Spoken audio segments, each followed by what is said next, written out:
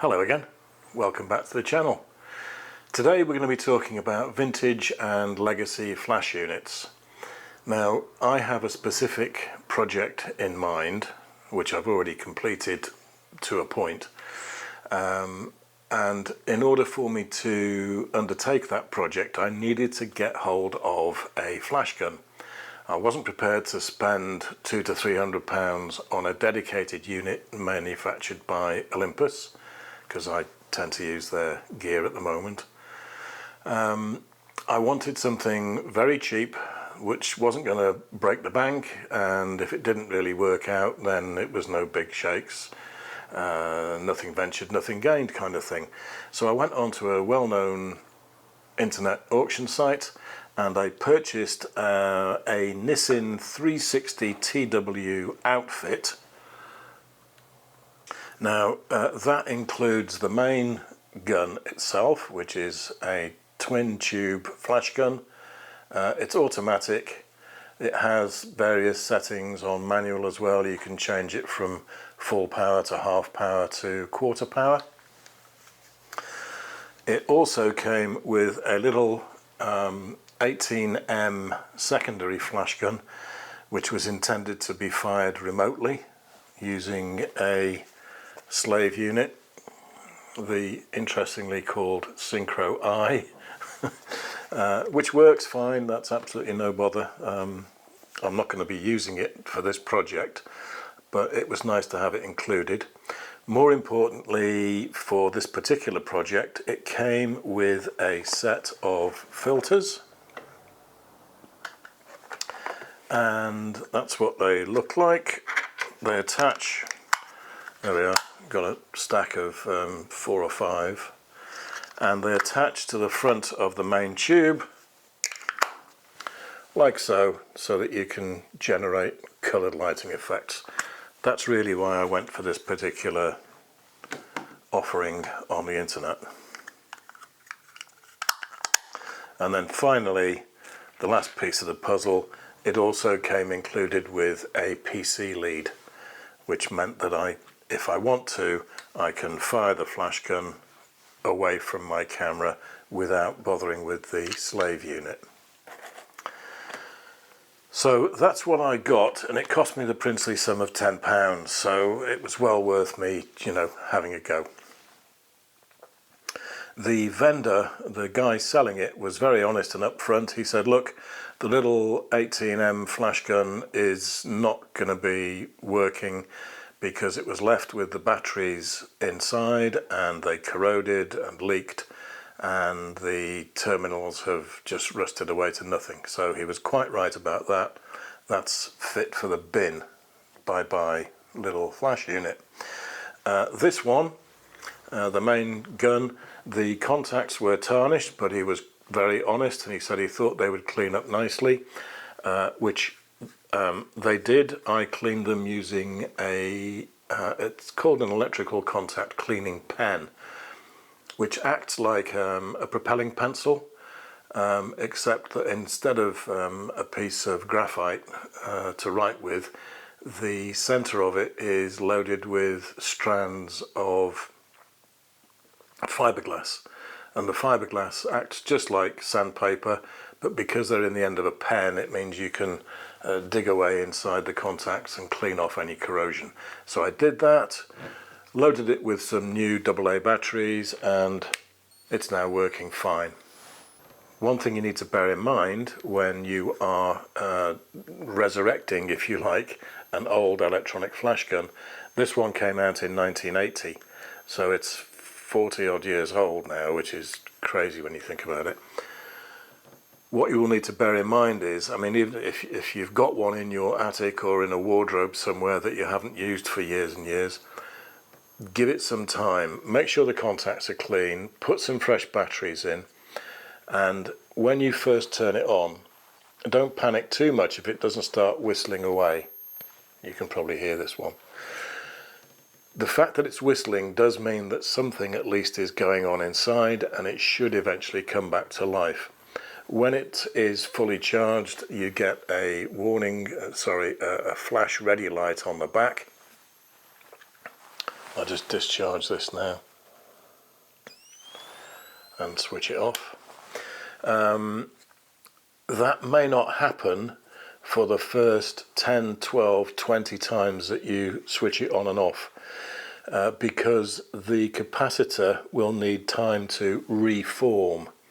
And one of the dangerous aspects about these flash guns is that if you've gone through the motions that I've just described, cleaning the contacts, switching it on and off, fiddling around with it, do not under any circumstances be tempted to break open the casing and have a look inside at the circuitry, because each and every flash gun contains a capacitor, and those capacitors, even though they haven't been touched for years and years and years, can still retain a very nasty electrical charge, and in some cases they can prove lethal.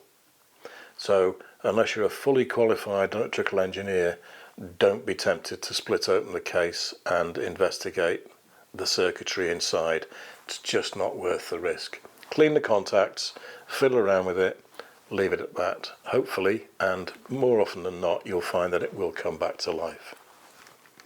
If you've got a fully dedicated brand new flash gun, don't get me wrong, I'm envious of you. I wasn't prepared to spend £200 to £300 on one, simply because I don't, under normal circumstances, do much, if any, flash photography.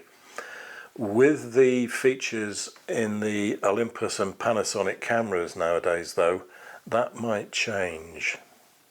I'll come on to that at the end.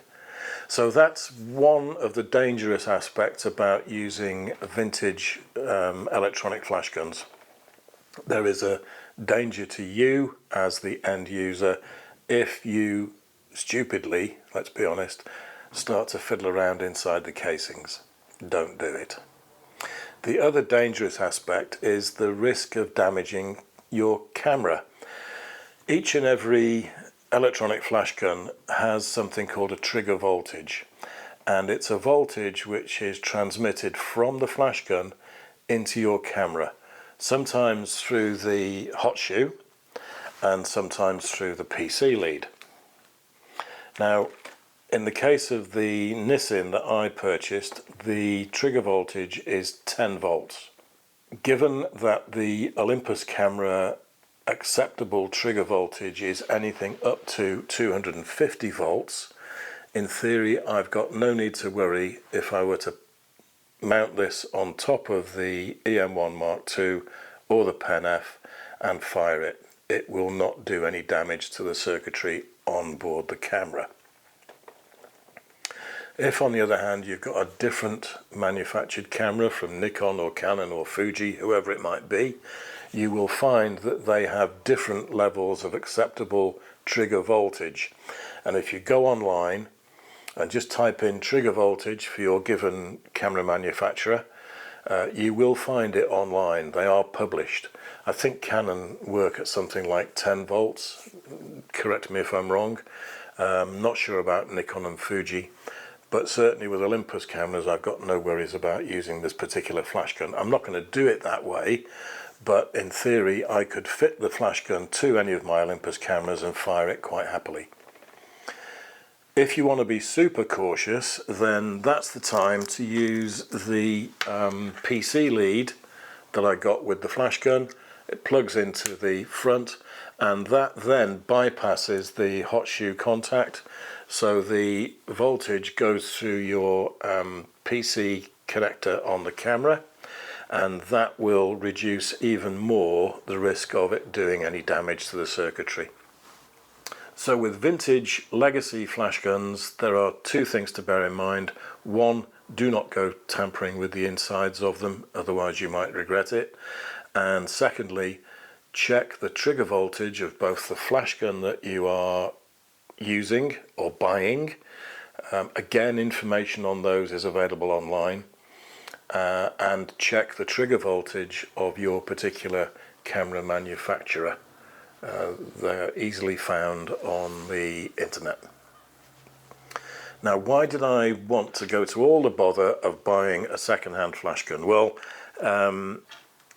one of the images that I took a good few years ago now, in fact in 2018, on a Sony a6000 is this one of a water droplet.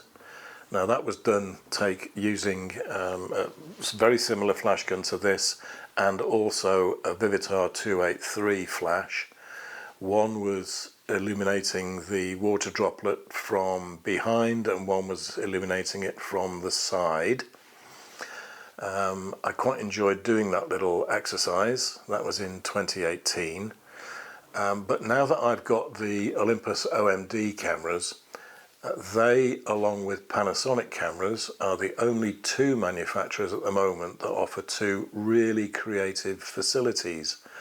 One is called Live Time and the other one is called Live Composite. Now Live Time is, if you like to think of it as a bulb exposure mode, but it actually builds the image up in real time on the LCD on the back of the camera as the exposure goes on. That's Live Time. The second creative mode is called Live Composite, which is similar. You start off with a basic image of whatever subject you decide to photograph, and then as you add light to it, the camera will build that up. So it's kind of like making a stacked image, but it does it all in camera on the one frame in front of your very eyes, as they say. So I thought, right, okay, let's give it a go. Cheap flash gun, £10. If it doesn't work or I can't do it, no big deal. Nothing ventured, nothing gained. So I took the outfit to my local park and I did two different subjects there. Now the first subject, which is the old boathouse down at Princes Park, I set the camera to live capture, and although it was sort of 9:30, 10 o'clock in the evening, an awful lot of the sky has been rendered simply because it was about a 5-minute exposure, and I've added light in the foreground using a small LED flashlight, and I think I've also pointed it at the chimney breast in the background as well, just to give a little bit more contrast and a bit more detail. And then in the second shot that you're going to see, that's the horizontal landscape framed one. That was illuminated later on in the evening, so between 10 and 10:30, and that was illuminated using the flash gun with the red filter over the front of the tube, and I aimed it at the brickwork in the immediate foreground and again on the chimney breast in the background. Quite interesting. Then I also went a couple of 100 meters further away and photographed the Woodhenge, and I'll put a shot up for you now, which again was taken on a Sony a6000, also in 2018, and that shows you what the henge looks like in daylight. Now at 10:30 in the evening it looks a little bit different. So I set the camera up on the tripod. This is live composite mode this time. So all I did was to set it to live comp and then walk around the henge, firing the flash gun both down at the grass in the foreground, at the uprights of the wood henge in the background, and then in a couple of shots I also went round the back, put the red filter over the main tube and illuminated the lintels across the top. And I think in one of the images you can see a red light trail in the background, which was simply a cyclist as he or she went merrily on their way in the background. Because the exposure time is in excess of 5 minutes, you will see that there is a good deal of movement in the sky, and also that we do have a couple of stars coming through, which I couldn't have seen with the naked eye. Now I'm not going to say these are fantastic images, but they're just completely different to the kind of thing that I could get by any other method. So if you're fortunate enough to own an Olympus or Panasonic camera, you can do this kind of thing. It's really very, very easy. Don't let the YouTube gurus tell you otherwise. It all depends on the subject that you choose and then how you decide to illuminate it. You do need to be careful to keep yourself out of the shot. I think I'll put one up for you to have a look at where you can quite clearly see shadows or partial shadows of me because I've got between the camera and the subject. Not ideal. But it's a fun and creative thing to have a go at. I enjoyed it. So painting with light is something that you can try even if you don't own an Olympus or Panasonic camera. It's going to be more involved and a little bit more time consuming, and you might have to do more in post-processing. But give it a go. It's completely different to the run-of-the-mill stuff that you would normally see. The trick is to find a subject that you think will work and you can illuminate in an original and creative fashion.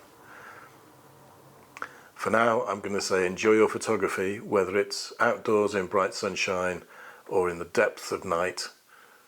Enjoy it, take care, be safe, and I'll see you all very soon. Bye for now.